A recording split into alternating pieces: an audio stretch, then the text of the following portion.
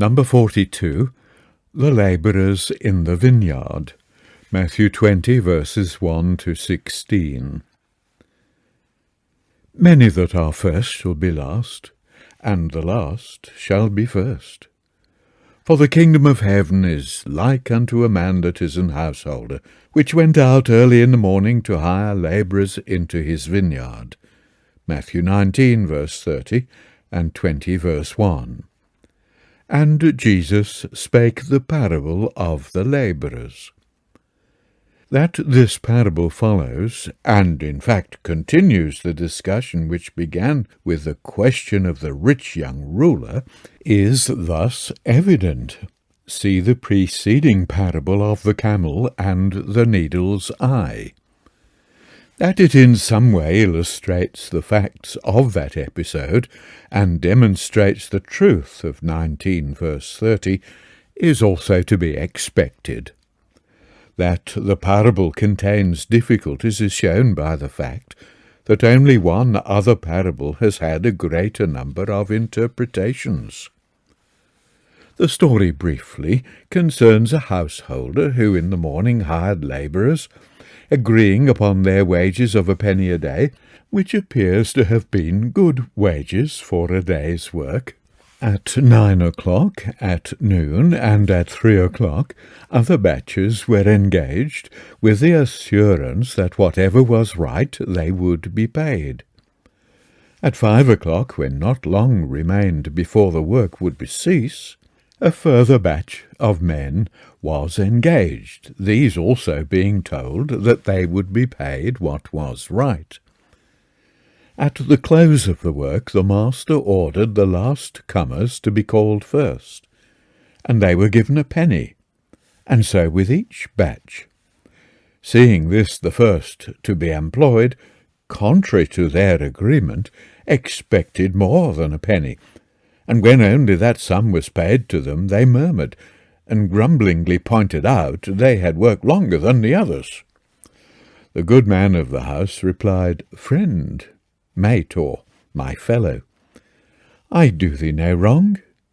Didst thou not agree with me for a penny? Take that thine is, and go thy way. I will give unto this last even as unto thee. Is it not lawful for me to do what I will with mine own? Is thine eye evil because I am good?" What are the essentials of the story? First and foremost is the spirit of the master. He was clearly not an ordinary employer. Did ever any employer act in such a way? Efforts have been made to illustrate the parable from life. The scene is indeed true to life. Men in the marketplace waiting to be hired, an employer engaging men for the day. But no one has matched, from Eastern records or experiences, the unusual conduct of a man engaging labourers near the close of the day and paying them the same as those who have worked all day. It would certainly produce the very result of grumbling that is described. There was something in this unusual conduct that would rivet attention. The bargain of wages with the first called and not with the others is also unusual, and should be noted. So also the calling of the last for payment before the others was, from an ordinary point of view, not calculated to prevent trouble, but rather to invite it. Only an exceptional employer would do this, and its place in the story is evidently to provide for the grumbling spirit of bargainers to be revealed. It is principally introduced to reveal the master's mind. Several writers have tried to find in the parable principles of economics that should govern modern life, such as the rights of all for employment and equality of pay based upon not work done, but readiness to work. But all such efforts miss the significance of the matter. The concluding words of Jesus, "Many be called, but few chosen," established that the parable is a portrayal of God's work. God is calling, God is choosing, and the action and spirit of the good man is designed to show God's spirit and aims. The good man was uncommercial. He was generous to some without being unjust to others. His action was not that of men generally. Neither are divine actions like those of men. The psalmist depicted God's way when he said, "With the merciful thou wilt show thyself merciful. With an upright man thou wilt show thyself upright, and with the pure thou wilt show thyself pure. And with the froward thou wilt show thyself froward. For thou wilt save the afflicted people, but wilt bring down high looks." Chapter 18, verse 25 to 27. But the good man also asserted his absolute rights. He could do as he willed with his own, and the evil eye of a labourer did not prescribe the limits of what he should do. So too God is sovereign, and will give us as he will with his own, paying to bargainers as agreed, generous to those who labour in trust of getting what is right. We trace the parallel with the circumstances which led to the parable being spoken. First, the rich young ruler, and second, and in lesser degree, Peter and the rest of the apostles. The rich ruler displayed a legal spirit. What must I do to obtain eternal life? It was the spirit of Israel which was based upon pride and self-complacency, and upon a view of the law in relation to life eternal that put the whole emphasis upon works. In a smaller measure, Peter had shown a similar spirit. "We have left all. What shall we have?" In this, as is said in Nazareth Revisited, there was a mixture of childlike simplicity with just a trace of complacency verging on vainglory. It was perhaps natural that the influence of the Pharisees and of the general way of thinking among their fellow Jews should give an exaggerated place to doing as a condition of favour with God. They could not then see that the only way possible for restoration of man to God's fellowship was through the sacrificial offering of God's Son.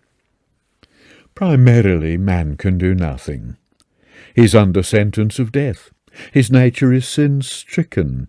His will for right is vitiated by sin. He is thrown on God's mercy and can only accept what God has done. Not of works, lest any man should boast. Salvation is of grace. Not that there is no place for works, but good works follow as a consequence of union with Christ, and are not a basis upon which man becomes heir to eternal life. Evil deeds are excluded by that heirship. They are foreign to the state of sonship. The loyalty of sons is thus tested by obedience, and so it becomes also true that a man will be rewarded according to his works. Matthew 16, verse 27, 2 Corinthians 9, verse 6, Revelation 22, verse 12. The parable is designed to correct the mercenary spirit, to show that eternal life is not obtainable by keeping the law, whether of Moses or any other.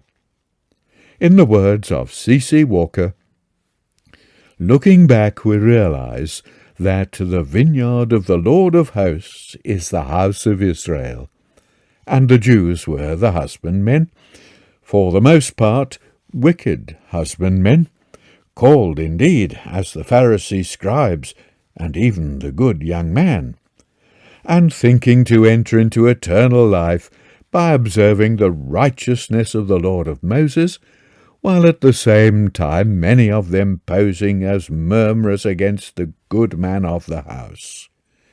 and against these last. Galilean fishermen whom the Lord had called to his kingdom and glory, and who are proclaimed by him beforehand to be among the chosen. The whole episode is an eloquent divine enunciation of the truth afterwards more particularly argued out by the apostles in their epistles, that man is not justified by the works of the law, but by the obedience of faith. Some have missed the true meaning of the parable by concentration on the penny and trying to find a meaning for it. In the parable, the payment of the same amount to all was essential to bring out the selfish, calculating character of the one class. The emphasis is wrongly placed when it is centered on the fact that they all had alike. In the answer of the good man, the point is not that he will give to one even as to the other, but that the disposal of his own was at his own discretion. "I will give" is the assertion of a sovereign right, exercised for good, but quite lawfully because he was the owner. "I will give." Is it not lawful for me to do what I will with mine own? Is thine eye evil because I am good? All the penny can stand for is the reward, whatever it may be, in this life or another. There may be other applications of minor character. Some who have been long in the field of labour view late-comers with a patronizing air, or with some assertion of rights based upon extended service. When disciples hesitated to accept Paul, or opposed him, or treated him as one born out of due time, this last fellow, did the parable ever occur to them as depicting the spirit they displayed? Who then are first, and who are the last, or what is first, and what is last? In the context, the first last are the rich who turn away, who cannot follow Christ. They are the privileged, the legally minded, the men of the present. The first last is the spirit of self-merit, of complacency with human achievement, of life by law. The late first are the humble who renounce the present, who follow Christ, who accept the cross for themselves as followers of him who died on the cross, and who, therefore, do not glory in the flesh, but in the cross of Christ and in the grace of God. The first last are the Jewish legalists, the men of the present world. The last first are the children of faith and of the kingdom and heirs of the age to come. These last will be first, for the future is theirs. For Jesus did not say, "So the last are first," but "shall be first." The man who received payment and grumbled, and had an evil eye toward the good man, was told to take that thine is and go thy way. He was dismissed from service, and has no place in the future. Many are called, for wherever the invitation of God is heard, men are called. The Jews were called, but not therefore would they be approved. But failure is not a Jewish peculiarity. Few are chosen is true, whether the word be translated choice or chosen. The first is regarded as the strict meaning, but the papyri show its use in the latter sense. But the chosen will be choice, because God will choose them on account of their excellence judged by his standards. Parables of the Messiah, number 43, a fig tree withered, and a fig tree budding. Matthew 21, verses 18 to 22, and 24, verses 32 to 35. The cursing of the fig tree was an enacted parable. a parable in deeds, not words. And since it is related to a short parable of the budding fig tree, both might be considered altogether. In the last week of his life, many things were done and said by Jesus, which were intended to be a final appeal to Israel. The crisis was at hand, and as events hurried to their inevitable close, Jesus unhurriedly completed his testimony. He rode into the city on an ass, deliberately making the claim that he was the king foretold by Zechariah. Zechariah 9, verse 9. He cleansed the temple, thereby asserting the authority that belonged to the Son of God. It was his Father's house. The assertion was recognized, and the rulers demanded, "By what authority doest thou these things?" Chapter 21, verse 23. In the evening he went out of the city for lodging, perhaps sleeping in the open air on the slopes of the Mount of Olives. As he returned to the city in the morning, he hungered. Seeing a fig tree in the way, he came to it only to find leaves. Whereupon he said, "Let no fruit grow on thee henceforth for ever." And presently the fig tree withered away. When they passed the following day, the disciples saw the tree which yesterday seemed to be so full of life, now dead. They asked, "How did the fig tree immediately wither away?" Revised Version. The action of Jesus has been the subject of much criticism. To deny the truth of the incident would be a logical thing for those who take a restricted view of the character and person of Jesus. But to accept the account as true, and then to criticize, is illogical and absurd. If the tree died as a result of the pronouncement of Jesus, then we are in the presence of a divine act, an act not to be criticized, but examined that it might be understood.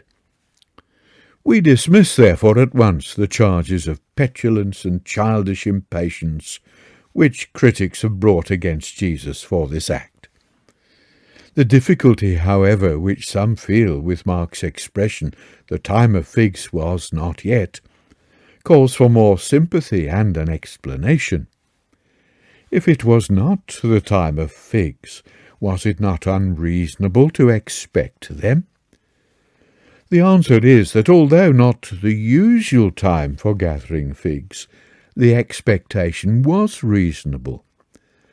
A fruit like flower precedes the leaves in the fig tree. At the time when Jesus passed, a tree would usually have neither fruit nor leaves. This fig tree, precociously putting out its leaves, gave every promise, therefore, of figs, but it had none. There was profession, but not practice. It was a fit symbol of the deceitful and hypocritical attitude of one with moral pretensions, but of immoral ways. It illustrated a religious pretense. It was a picture of delusion and sham. It was a barren tree, for there was neither an old fig of the last season, nor a new one of that season. There was no token of past fruitfulness, nor promise of future. The fig tree by the wayside was a symbol of the nation of Israel. Jeremiah had compared his contemporaries to figs, good and bad. Jeremiah 24, verse 1-3. The significance, therefore, was not very difficult to understand. But Ezekiel had spoken not only of judgment of Israel in the parable of the eagles and the cedar, but had foretold that the highest branch, the Messiah, would be the means of the nation flourishing again. And, says God, "All the trees shall know that I, the Lord, have brought down the high tree and exalted the low tree, have dried up the green tree, and have made the dry tree flourish. I, the Lord, have spoken it and have done it." Ezekiel 17, verse 22 to 24. See also parable of mustard seed. Compare also Hosea 9, verse 10, and Joel 1, verse 7. Who then was this that dried up the green fig tree? Not a man, certainly, for what man could do it? Must it not be, as he claimed in dispute that same day, that he was the Son of God? Not only so, but his words were a sentence, a divine judgment on the nation. For not only was the barren fig tree a symbol of Israel in their unfruitfulness, but the sentence upon it was a prophecy of an impending judgment on the nation. When the disciples asked, "How did the fig tree immediately wither away?" Jesus answered, "Verily I say unto you, if ye have faith, and doubt not, ye shall not only do this which is done to the fig tree, but also if ye shall say unto this mountain, Be thou removed, and be thou cast into the sea, it shall be done. And all things whatsoever ye shall ask in prayer, believing, ye shall receive." The answer seems unrelated to the question. It was not really so, but as often with the answers of Jesus, he gave a direct application to the hearers. "Have faith," he said, "and pray, and you will do great things." What was done was an outcome of his faith and prayer. It was also negatively an indication of what was lacking in Israel. They had not faith or sincerity in their worship. Jesus says in effect, "Be not like those whose end is foreshadowed by that tree." He also said that by faith they could say to this mountain, "Be thou removed." In the central range of hills, Olivet was far from the sea. But what if men of faith do see that mountain cleft by the return of the Messiah? Will not a moved mountain be an irrefutable token that the Messiah has indeed come? Zechariah 14, verse 4. The language of Ezekiel that God would make the dry tree to flourish links up with the parable of the fig tree, which Jesus called upon the disciples to now learn after he had told them of the Son of Man coming in the clouds of heaven with power and great glory. Matthew 24, verse 30 to 31. Now learn a parable of the fig tree. When his branch is yet tender, and putteth forth leaves, ye know that summer is nigh. Verse 32. He at once explained that this revival of the fig tree would be the sign of his coming. So likewise ye, when ye shall see all these things, know that it is near, even at the doors. Verse 33. Luke adds, all the trees. Luke 21, verse 29. Which generalizes the reference and tends to make it only an illustration of an approaching change. In this case, parable becomes a synonym for illustration. But Matthew attributes to the Lord the words, "Now learn a parable of the fig tree." And this suggests that both sayings were uttered, which would be quite possible when we consider that his address would be longer than the few minutes required to read the chapter. The fig tree of Israel has certainly undergone a revival during the last century. The budding branches are the sign that the tree will yet flourish, and the summer of God's kingdom is nigh. In all the trees there are signs that the kingdom is drawing near. Among the Gentiles, the national isolation of the past is breaking down under pressure of circumstances, and all nations are engaged in activities which will logically eventuate in a world government.